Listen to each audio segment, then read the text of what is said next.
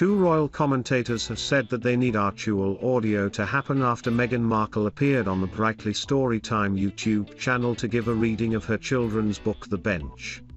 The former actress was praised for her relaxing, ASMR quality voice, which saw her explain the inspiration behind her picture book.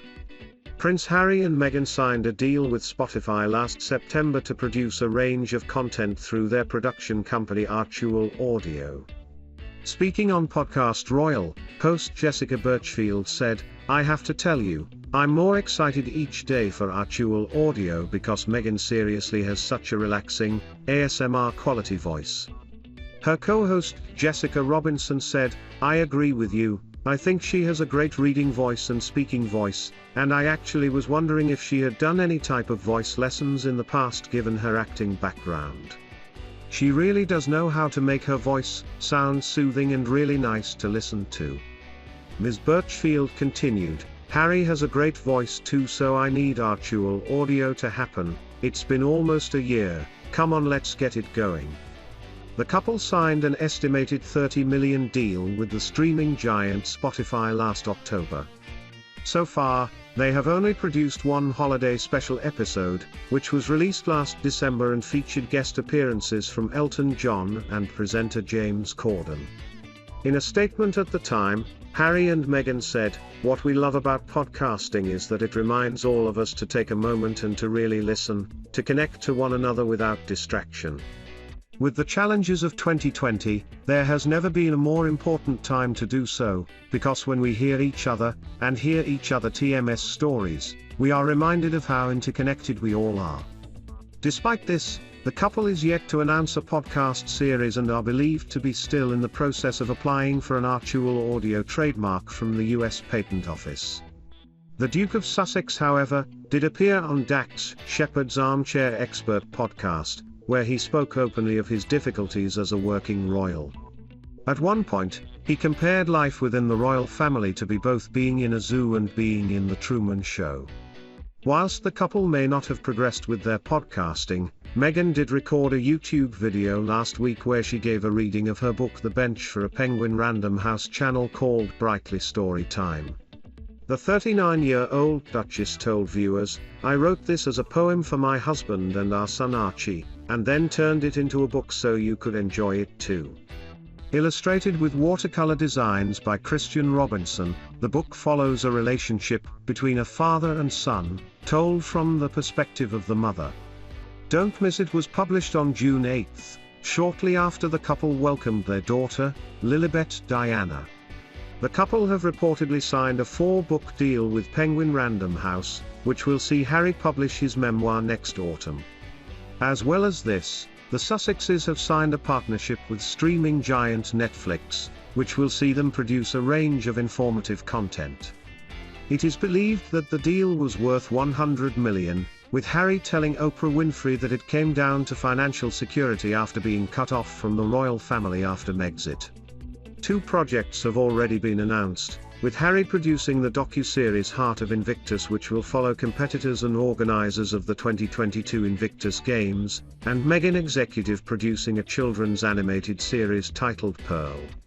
The couple have also established their own non-profit foundation Archewell, and have become impact partners at an investment banking firm.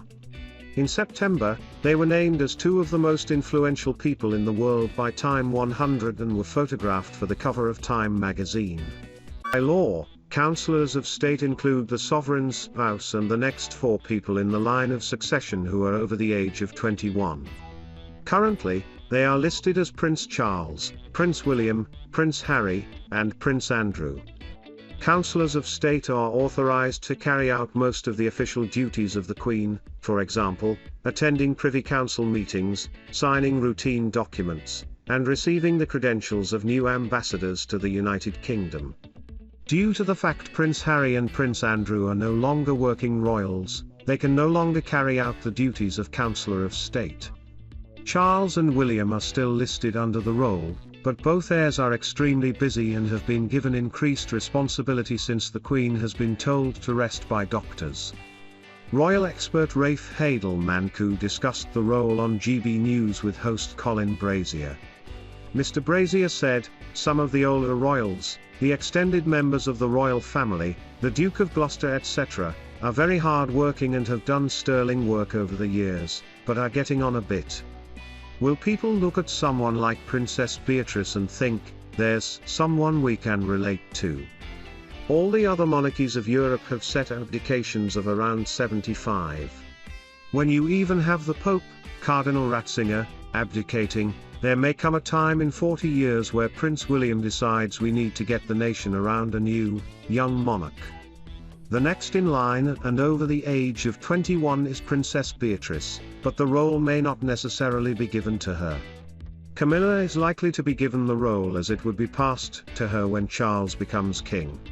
Charles, William, Camilla and Kate will however be there and have been dubbed the new Fab Four as they take on the Queen TMS duties after she announced last week that she was too ill to attend. Meghan and Harry are outspoken on the issue of climate change, but their work risks being overshadowed by the global summit. It comes as Meghan and Harry have been said to have isolated themselves from the royal family after they chose to leave the firm last year to focus on Meghan TMS mental health. Royal author Tom Bower said, Harry and Meghan have totally isolated themselves.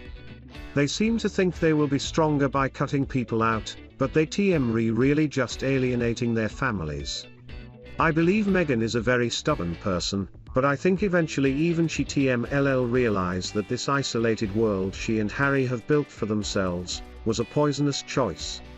Representatives for the Duke and Duchess of Sussex have been contacted for comment. Additional reporting by David Atkins. This live blog has now closed. For our latest visit here. Prince Harry reportedly told sources he feels helpless, as he is in the US while his 95-year-old grandmother has been in hospital in London. The Queen's admission to King Edward VII's hospital shone a light on her busy schedule in the last few weeks, and has sparked calls for younger royals to step up, taking pressure off the Queen. The family have reportedly been supporting her at Windsor Castle, where she is under doctor's orders to rest. Royal expert Christina Garibaldi spoke of the Queen's recent health scare on US Weekly. Ms. Garibaldi said, the royal family is supporting the Queen after her recent health scare. The royal family is rallying around Queen Elizabeth after she spent the night in the hospital, with a source telling us that they are urging the 95-year-old to take it easy, but she refuses to listen. They added that the royals went into a state of panic when they heard the Queen was admitted to the hospital. She added, they are taking turns to call her daily and visit her at Windsor Castle. On October 20 the Queen stayed overnight in the hospital after reluctantly cancelling a trip to Northern Ireland. In a statement, Buckingham Palace said, following medical advice to rest for a few days, the Queen attended hospital on Wednesday afternoon for some preliminary investigations, returning to Windsor Castle at lunchtime today, and remains in good spirits. A source tells us that Prince William and Duchess Kate sent a huge bouquet of flowers while her great-grandchildren sent well wishes and cards. As for Prince Harry, a source tells us that he went into panic mode when he heard that his beloved grandmother was in the hospital. He felt helpless being 5,000 miles away in Montecito, and has been checking in with her non-stop, a source told US Weekly. Just 6 days after the Queen was hospitalized she was back to work via Zoom. A source told US Weekly, the Queen is finally acknowledging that she won't be around forever and needs to slow down. Queen heartbreakers monarch forced to give up beloved pastime after discomfort. Queen TMS dressmaker named royals trademark favorite trend-setting looks worn by Kate and Diana. She's not a quitter and will continue working, but is handing some of her duties to Charles and William, and is preparing them to take over. Buckingham Palace have since announced that the Queen will not be attending COP26 in Glasgow next week, and will join remotely to show her presence. Joining instead will be Prince Charles, Camilla, Prince William, and Catherine.